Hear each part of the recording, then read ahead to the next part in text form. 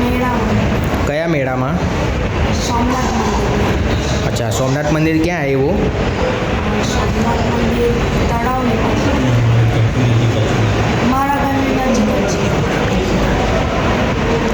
હા, ગઈકાલે જે રાતના ઘટના બની ત્યાં તું હાજર હતો? હા. અચ્છા, શેમાં બેઠેલો હતો? રાઈડમાં ગયો. રાઈડમાં બેસેલો હતો. અને રાઈડ કેવી રીતે તૂટી એનું કંઈ ખબર? એ પહેલાં ઉપર ગઈ, અચાનક એમ ઉપર ગઈ, નોર્મલ જ હતી. પહેલાં ઉપર ગઈ, પછી ધીરે ધીરે નીચે આવી, પછી અડધી નીચે આવી, પછી ઊભી રહી ગઈ, પછી કંઈ તૂટવાનો અવાજ આવ્યો અને એકદમથી નીચે આવી ગઈ. રોશની વિકાસનગર. જી, આપણે ક્યાંના રહેવાસી છો આપ? અમલસર. અમલસાડના.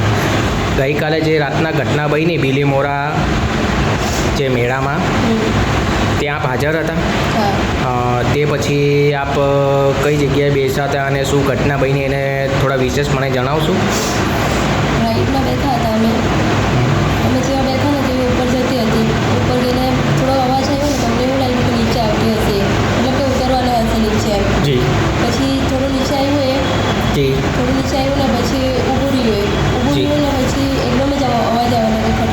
હું બીલીમોરા નગરપાલિકાનો કોર્પોરેટર કોંગ્રેસ પક્ષનો રામબાબુ શુક્લા. અમારે કાલે જે બનાવ બન્યો તે બનાવના હેતુ અમે આજે સીઓ સાહેબને એક આવેદનપત્ર આપવા આવ્યા હતા. ને એમાં અમે એને પૂછવાના હતા કે કાલે જે બનાવ બન્યો છે તેનું કારણ શું હતું. જગ્યા પર સ્થળ પર ઓબ્ઝર્વેશન થયેલું હતું, બાકી પરમિશન હતી, બાકીની માહિતી પણ અમે લેવા માંગતા હતા. અમે કોંગ્રેસના વ્યક્તિ જ્યારે પણ આવ્યા તરત મેડમે અમને જોઈને એ ત્યાંથી નીકળી ગઈ. અમે ફોન કરીને અમે 25 ફોન કર્યા છે, અમારો ફોન પણ ઉપાડતા નથી. એના મતલબ બીલીમોરા નગરપાલિકામાં અહીંયા કોંગ્રેસ સાથે ભેદભાવ ચાલી રહ્યો છે. ભાજપના કોઈ બી કોર્પોરેટર હોય તેમને કાગળ સીઓ સાહેબ તરત મુલાકાત લઈ લે છે. અમે આવીએ છીએ તો એ પોતાની ઓફિસ છોડીને જતા રહી છે. ફોન કર્યા પછી પણ ફોન ઉપાડતા નથી. કમસે કમ ફોન ઉપાડીને જો વ્યવસ્થિત જવાબ આપતા હોય તો પણ ચાલે. કેમ અમે કાગળ અમે પણ કોર્પોરેટર છે, ભલે પાર્ટી કોંગ્રેસની હોય તો હું, ને અમે જે જવાબ માગીએ છીએ તેનો સંપૂર્ણ એને જવાબ આપવો પડશે.